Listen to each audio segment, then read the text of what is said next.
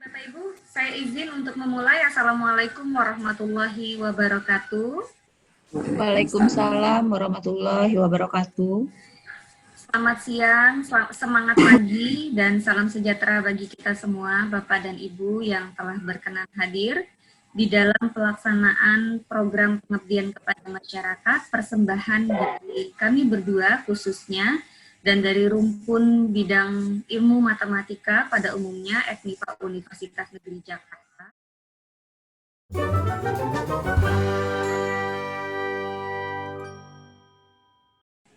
Hari ini akan ada dua narasumber yang akan memaparkan materi tentang bagaimana statistika dasar, pemantapan materinya sehingga dapat meningkatkan kualitas dari Bapak Ibu guru, kualifikasinya Bapak Ibu dalam mengajar khususnya bidang atau topik statistika di dalam kelasnya Bapak Ibu atau di sekolah. Di sini ada dua orang, yaitu yang pertama Ibu Dr. Anda Widianti Rahayu MSI, dan yang kedua adalah saya sendiri, Karamaya Santi SSI MSI. Untuk paparan ini akan kita bagi dua. Pertama akan dijelaskan oleh Ibu Widianti Rahayu, dan yang kedua akan dijelaskan oleh saya insya Allah.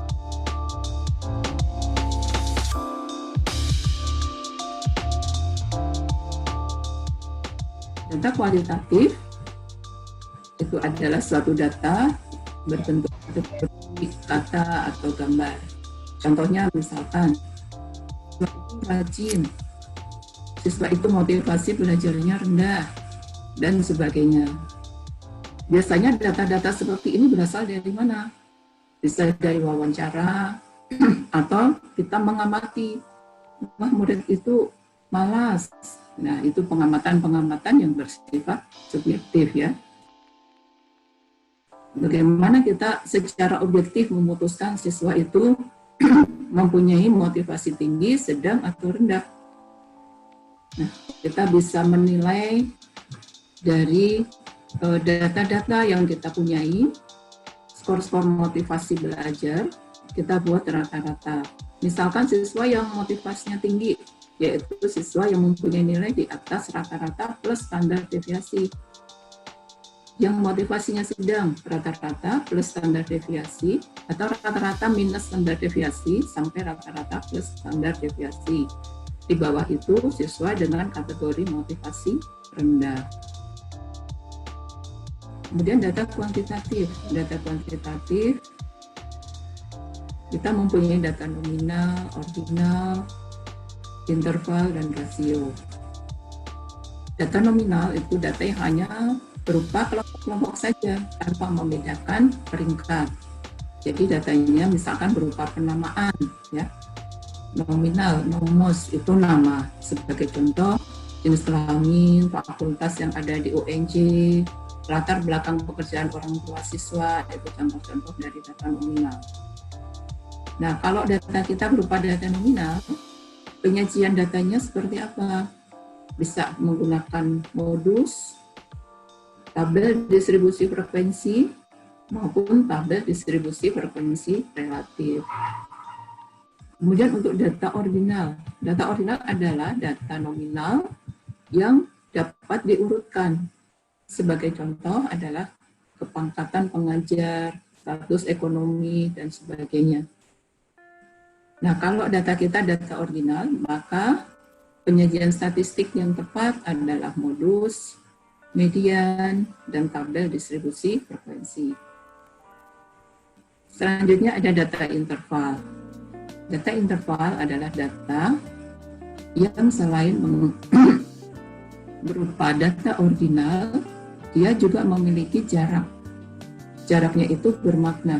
Jadi sudah ada, kalau misalkan status sosial ekonomi misalkan rendah, sedang, tinggi, di situ belum ada kebayang jaraknya ya, tapi dalam data interval sudah ada terbayang jaraknya, tetapi tidak mempunyai angka 0 yang mutlak. Sebagai contoh misalkan suhu, ukuran suhu dalam Celsius, Fahrenheit maupun Reaumur. Angka 0 di derajat Celsius itu berbeda dengan angka 0 di derajat Fahrenheit. Jadi itu belum bersifat mutlak angka nolnya. Kemudian data rasio itu adalah data interval yang sudah mempunyai angka nol mutlak. Sebagai contoh misalkan jarak, berat badan, tinggi badan, pendapatan, dan lainnya. Jadi kalau kita menimbang 1 kilo beras menggunakan kilogram, menggunakan ons, itu tetap sama. Kalau beratnya 0 kg dan 0 ons itu sama ya. Tidak ada beda, jadi angka nolnya itu mutlak. Pengelompokan data, pertama-tama misalkan kita sudah mengumpulkan data ini. Ini adalah usia para peserta P2M Bu Vera Mayasanti. Ya. Ada yang berusia 25, 26, 27, 28, 29, sampai 32. Ada yang sama, ada beberapa yang sama. Sehingga kita bisa mengelompokkan menurut variabelnya. Ini kan yang dihasilkan datanya adalah usia ya.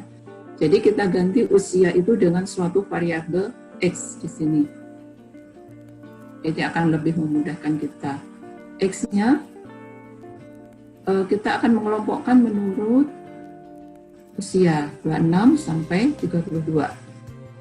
Kemudian dari data yang kita peroleh tadi sebanyak 30 kita kelompokkan dengan menandai dengan sebuah lidi.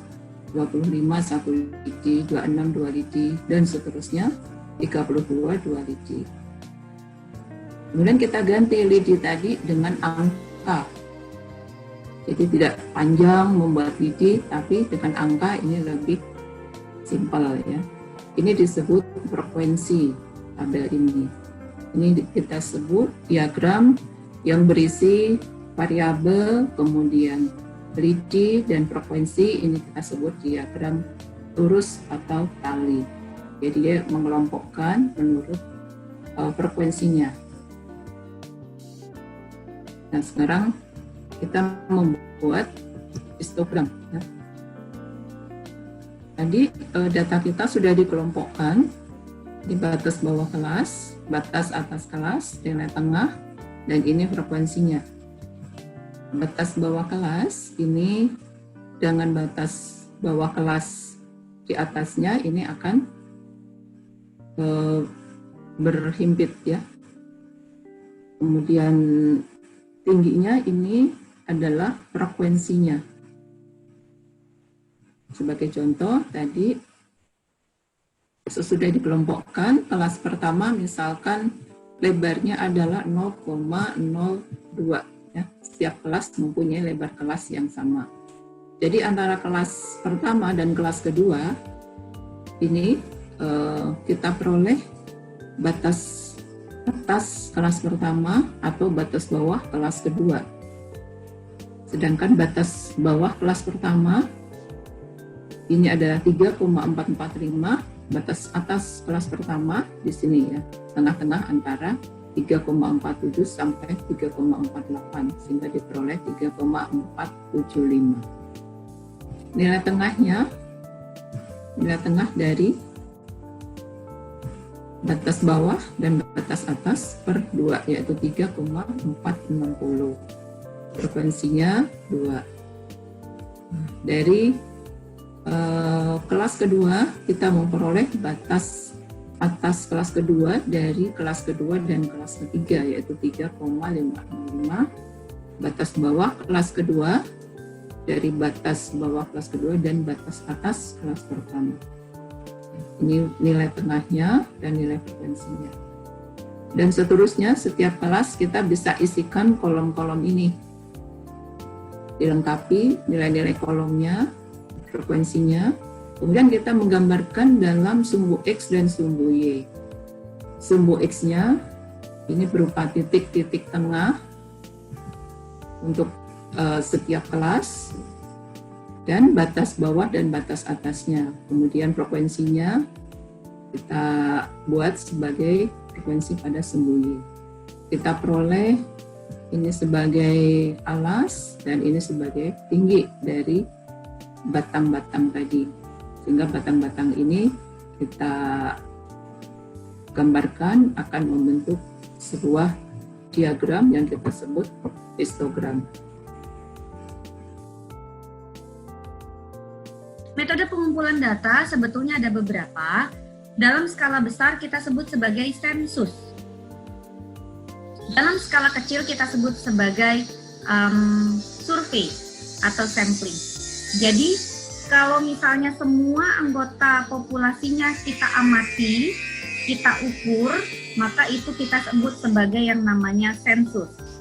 Kemudian ada bagaimana teknik pengumpulan metode pengumpulan data yang lain itu dengan cara registrasi dan juga dengan yang namanya pemeriksaan atau penelitian secara komprehensif atau yang kita sebut sebagai teacher. Mengapa kita melakukan sampling? Tentu saja karena kita memiliki keterbatasan dari sumber daya manusia misalkan atau sumber daya yang lain, kemudian waktu pelaksanaan penelitiannya yang terbatas, kemudian kita kesulitan atau katakanlah mustahil mengamati seluruh anggota populasi, dan kadang-kadang pengamatan kita ini sifatnya merusak sehingga lebih baik kita tidak melakukan sensus tetapi kita melakukannya dengan sampling, jadi dengan pengambilan sampelnya. Intinya sebetulnya di dalam teknik sampling itu ada dua Bapak Ibu. Jadi teknik sampling ini dipecah menjadi dua bagian yang sangat berbeda. Ada yang namanya probability sampling, ada yang namanya non-probability sampling. Probability sampling ini adalah teknik pengambilan sampel, basisnya adalah probabilitas atau peluang. Artinya setiap anggota populasi memiliki peluang yang sama besar untuk terpilih. Contoh konkretnya kalau Bapak Ibu ikut arisan RT. Kan sering tuh ngikutin arisan RT. Biasanya nanti kocokannya kocokan manual yang pakai gelas, di mana kertasnya dilinting gitu ya Bapak Ibu. Nah kemudian dimasukkan ke dalam gelas atau sejenis botol, kemudian nanti dikasih kertas atau plastik dilobangin gitu. Nah kalau Bapak Ibu melakukan itu, kemudian kertas lintingannya itu berbeda-beda ukurannya, maka orang statistika mengatakan itu tidak bersifat acak, tidak bersifat probabilitas. Mengapa? Karena lintingan yang lebih kecil itu lebih gampang keluarnya dari wadahnya itu tempat kocokan. Jadi biar dia setimbang bagaimana? Biasanya kita menggunakan sedotan untuk minum itu biasanya kita masukkan ke dalam sana dengan ukuran panjang yang sama untuk menjamin bahwa peluang terpilihnya kertas tadi untuk kocokan arisan itu dia sama. Nah itu contoh yang paling sederhana, konvensional bagaimana kita melakukan pengacakan. Kemudian kalau misalnya teknik sampling yang berbasisnya non probabilitas atau tidak bentuknya peluang, ada apa saja? Ada beberapa sebetulnya yang sering digunakan oleh teman-teman peneliti, statistikawan atau statistikawati di lapangan, tergantung dari apa yang mau diteliti. Contohnya salah satunya adalah yang non probability sampling ini, yang masuk kategori sana adalah snowball. Snowball sampling itu adalah salah satu teknik pengambilan sampel. Misalnya kita membahas tentang LGBT. LGBT ini kan salah satu isu yang sensitif ya Bapak Ibu. Jadi untuk mencari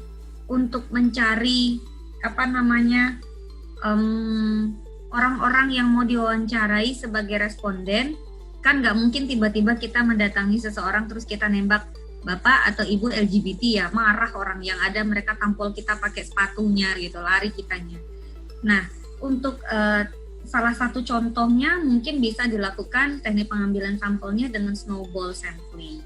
Jadi snowball ini melakukan pendekatan, mungkin punya teman atau punya kenalan yang memiliki link dengan orang-orang yang tanda kutip LGBT tadi, kemudian mendekatinya secara personal. Nanti setelah mereka menjadi responden, nanti kita minta tolong ke mereka, bisa nggak diantarkan ke teman-temannya yang lain dengan komunitasnya yang lain. Nah, itu salah satu contoh, sehingga itu yang disebut sebagai snowball sampling.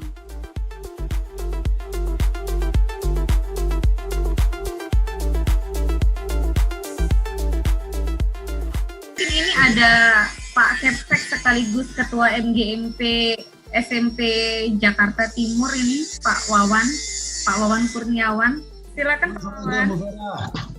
Waalaikumsalam warahmatullahi wabarakatuh. Kabarnya sukses ya. Terima kasih banyak. Coba mungkin Bu Vera, mungkin moderasi hanya saya pribadi ya yang bertanya ya, atau mungkin juga moderasi mewakili teman-teman yang lain tentang ini. Tentang tadi pengambilan sampling untuk menguji parameter dengan pengambilan sampling untuk menguji hipotesis, itu bagaimana tuh itunya, bedanya dan bagaimana istilahnya prakteknya begitu. Itu aja mungkin. Baik, saya izin menjawab Pak Wawan. Terima kasih banyak pertanyaannya. Ini untuk men-trigger Bapak Ibu yang lain juga yang ingin bertanya mengenai sampling. Sejauh yang saya tahu, ketika kita membahas, jadi ketika kita ingin meneliti sesuatu hal, otomatis kan kita ingin tahu dulu kita mau ngapain. Jadi tujuan penelitiannya harus jelas dulu di awal.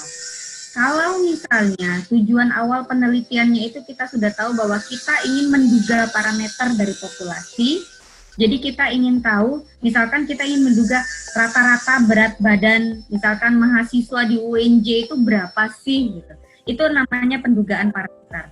Maka kalau kita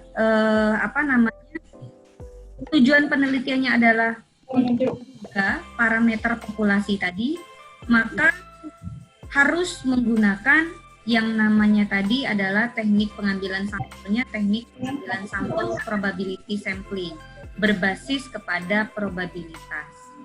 Nah, tetapi misalnya begini, kalau misalnya mau tahu berat badan atau bobot badannya mahasiswa UNJ yang aktif, misalkan sampai dengan saat ini, kita harus tahu dulu juga kira-kira faktor-faktor apa saja sih yang mendasari atau yang mempengaruhi berat badan mahasiswa. Kalau misalnya saya mengambil dengan cara teknik samplingnya dengan simple random sampling, misalkan saya acak aja, misalkan total mahasiswa UNJ itu kurang lebih hampir 29.000 aktif sampai dengan saat ini. Dari 29.000 misalnya saya acak, kemudian saya menggunakan simple random sampling.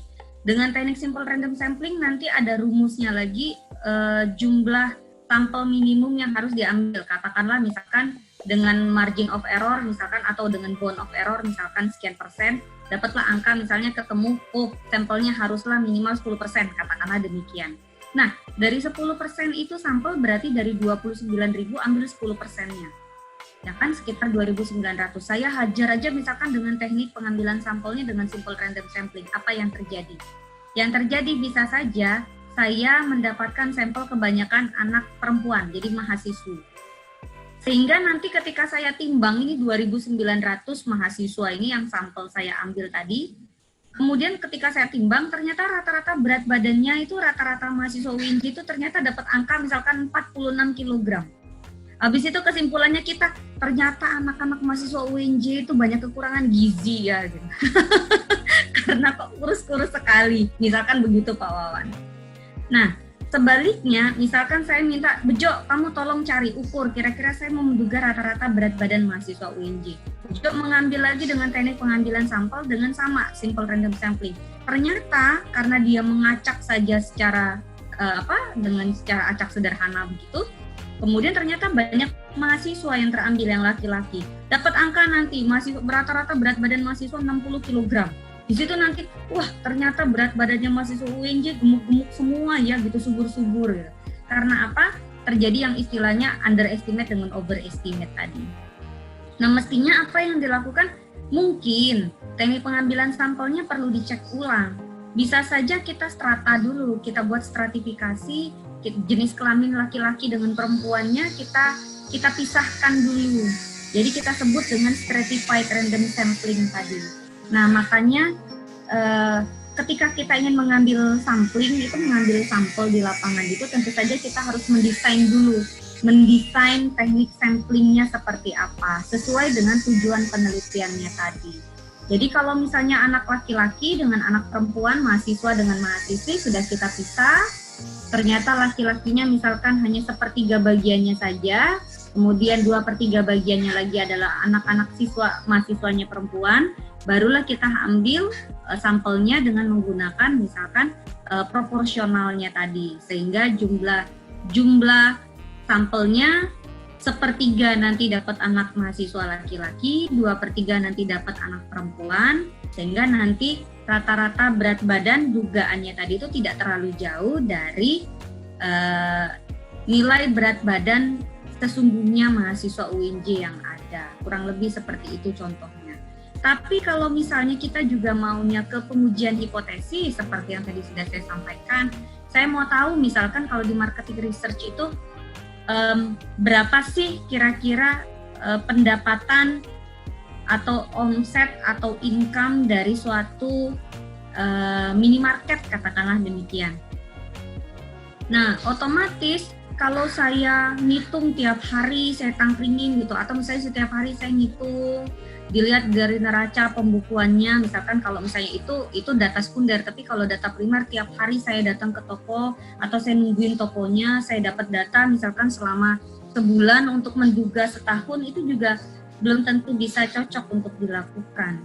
Mengapa? Karena ya bisa saja sebulan yang dia lakukan itu misalkan saja itu di bulan misalkan bulan Juni, Juli atau Desember katakanlah, di mana orang-orang pada bulan itu liburan sehingga lebih banyak waktunya untuk belanja, katakanlah demikian. Atau misalnya dalam waktu 1 bulan saya ingin tahu rata-rata pendapatan dari minimarket itu selama 1 bulan, kemudian saya ngambil datanya misalkan acak aja, saya pilih angka tanggal harinya itu 1 sampai 30 saya acak, kemudian saya ambil aja. Itu juga kurang pas dari teknik sampling ya menurut saya. Jadi ada hal yang lain. Karena apa? Karena kalau terambil lebih banyak yang weekend harinya, mungkin income-nya tinggi.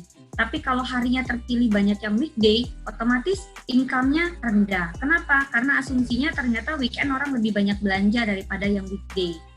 Gitu. Sehingga teknik samplingnya harus disesuaikan. Apa kira-kira yang paling pas? Mungkin dengan menggunakan sistematika sampling tadi. Tetapi secara umum Pak Wawan, boleh saya katakan bahwa mau pengujian hipotesis, apalagi mau pendugaan parameter populasi, maka kita mau tidak mau, suka tidak suka harus menggunakan teknik samplingnya dengan cara probability sampling dan tidak mengkombinasikan antara probability sampling dengan non-probability sampling, apalagi dengan hanya menggunakan non-probability sampling saja. Mungkin begitu Pak Wawan.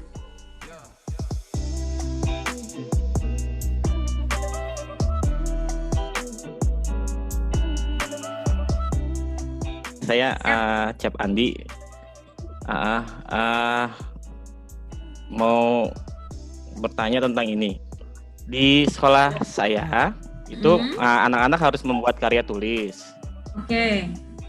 Dari karya tulis itu mereka kan harus membuat survei biasanya. Survei apa yang disurvei? Konsumsi kafein terhadap hasil belajar, motivasi belajar siswa.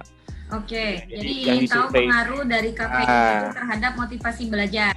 Iya. Oke, Gitu, yang disurvei siapa? Yang disurvei siswa teman sekelasnya biasanya, teman satu angkatannya. Jadi kalau kelas 9 berarti ada 22 siswa yang apa tuh selain sampel satu lagi, saya lupa. Populasi. Populasinya. Populasinya Jadi, berarti 22 temennya itu. 220 Oh. populasinya. Populasinya satu sekolah. Satu angkatan Bu. Kelas 9 semua. Satu angkatan. Gimana, Jadi Bu? dari kelas 9 semua kelas 9 itu populasi. Ya. Kemudian Biasanya kalau sampelnya itu saya biasanya minta mereka ambil 20%. Nah, itu yang mewakili setiap kelas. Jadi ada 40 orang yang harus mengisi, minimal yang harus mengisi surveinya, terdiri dari kelas 91 sampai kelas 95 seperti itu. Nah, biasanya yang membuat saya kesulitan anak-anak itu adalah mereka mengambil kesimpulan apakah kafein itu berpengaruh atau tidak. Nah, itu yang saya kesulitan mengarahkan anak-anak untuk mengambil kesimpulan. Oke. Gimana Bu? Biasanya kalau untuk surveinya itu sudah mengarah ke sana, apakah memotivasi? Gitu. Oke. Baik, itu, Bu. Mudah-mudahan nanti Bu Widi atau ada Bu Faryani di sini bisa membantu saya menambahkan apa yang akan saya jawab sesuai dengan kemampuan yang saya punya, ilmu yang saya tahu, Pak Cep. Ya, Bu. Teknik pengambilan sampel yang dilakukan oleh anak-anak murid Bapak itu namanya adalah teknik pengambilan sampel dengan teknik pengambilan sampel klaster. Klasternya apa? Kelas. Jadi kelasnya ada 5, jadi dia menggunakan teknik pengambilan klaster. Jadi klaster random sampling. Tapi sebetulnya kalau klaster random sampling itu juga dia bentuknya adalah diacak. Jadi kelasnya diacak, nggak semua kelas diambil gitu. Tapi kalau ini kan dia bentuknya semua kelas itu diambil gitu. Jadi mungkin bisa saja klasternya berubah menjadi strata. Jadi stratifikasi. Stratanya apa? Siswa-siswanya dibagi dalam bentuk kelas-kelas. Jadi stratifikasinya adalah kelas 1, 91, 92, 93, 94, 95. Itu namanya teknik pengambilan stratifikasi, stratified random sampling. Jadi teknik pengambilan sampel stratifikasi. Kemudian dari setiap kelas itu diambil lagi secara acak sebanyak 20% masing-masing kelas gitu ya Pak ya.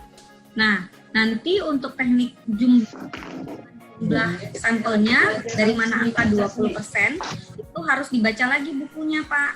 Apakah dengan teknik pengambilan sampelnya dengan teknik stratifikasi itu tadi, berapa sih jumlah sampel minimum yang boleh diambil agar data itu cukup representatif atau bisa menggambarkan keadaan populasi yang sesungguhnya. Itu ada rumusnya di dalam bukunya. Tergantung nanti bound of error atau margin of error gitu yang Bapak ambil. Jadi ditentukan dulu tingkat kesalahannya Bapak mau berapa persen nih, mau 5% kek, mau 10% kek gitu. Sehingga nanti hasil kesimpulannya Bapak, orang boleh percaya dengan Bapak sekian puluh persen. Jadi kalau tingkat kesalahan yang Bapak ambil 10%, maka nanti ketika Bapak dapat konklusi di akhir, Bapak dengan PD mengatakan, siswa itu dengan PD berani mengatakan bahwa orang boleh percaya dengan statement yang saya berikan ini dengan tingkat kepercayaan 90%, karena tingkat kesalahannya 10%, kurang lebih begitu. Jadi itu harus ditentukan dulu di awal. Nah, kemudian,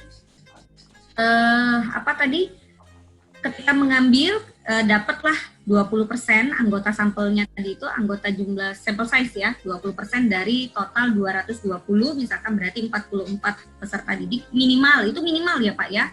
Lebih boleh, kurang nggak boleh gitu. Jadi tergantung nanti sampel size-nya berapa rumusnya. Nanti kesimpulannya bagaimana? Kesimpulannya adalah hasil kesimpulannya bagaimana pengaruh kafein terhadap hasil belajar. Apakah kafein itu memberikan pengaruh misalkan yang negatif atau positif terhadap hasil belajarnya sesuai dengan hipotesis. Nanti itu tidak boleh digeneralisasikan. Tidak boleh mengambil kesimpulan, oh ternyata kafein itu memberikan pengaruh buruk terhadap hasil belajar siswa. Tempatnya Bapak, misalnya SMP berapa? SMP X misalkan. Itu nggak boleh. Karena apa? Karena nggak seluruh anak kelas, kan itu cuma kelas 9. Kelas 7 dan 8-nya kan nggak dihitung. Jadi tidak boleh digeneralisasikan. Hanya boleh mengambil kesimpulannya bahwa masalah kafein terhadap hasil belajar itu statementnya hanya untuk kelas 9 di sekolahnya itu saja. Apalagi digeneralisasikan, ini tuh berlaku untuk anak kelas 9 sekecamatan misalnya, oh tambah nggak boleh. Karena tidak representatif, karena populasi targetnya tidak itu. Itu kira-kira Pak Chef Andi yang saya pahami selama saya mengambil ilmu statistika ya, dengan kemampuan yang saya miliki mudah-mudahan tidak salah, mudah-mudahan saya betul secara ilmu statistikanya yang saya pahami seperti itu.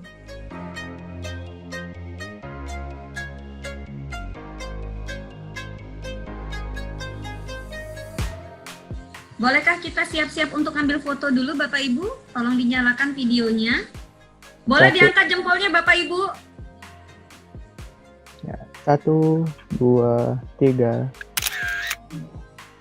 Oke, kembali ke layar 1 dengan angkat jempolnya boleh? Oke. 1, 2, 3. Oke, terima kasih banyak. Ya, terima kasih atas kehadiran Bapak Ibu semua. Semoga apa yang saya dan Bu Vera paparkan akan membawa manfaat dan semoga Bapak Ibu makin sukses dalam penelitian dan pengajaran matematikanya. Amin. Baik, Bapak dan Ibu, sekali lagi kami mengucapkan terima kasih atas kehadiran dan partisipasi Bapak dan Ibu di siang sampai dengan sore hari ini. Saya dan juga Bu Widianti Rahayu mengucapkan terima kasih dan mohon maaf lahir batin atas segala kekurangan dan kesalahan. Dan kepada Allah kami mohon ampun dan kami akhiri dengan billahi taufik wal hidayah. Wassalamualaikum warahmatullahi wabarakatuh. Sampai ketemu lagi di kesempatan yang Waalaikumsalam warahmatullahi wabarakatuh.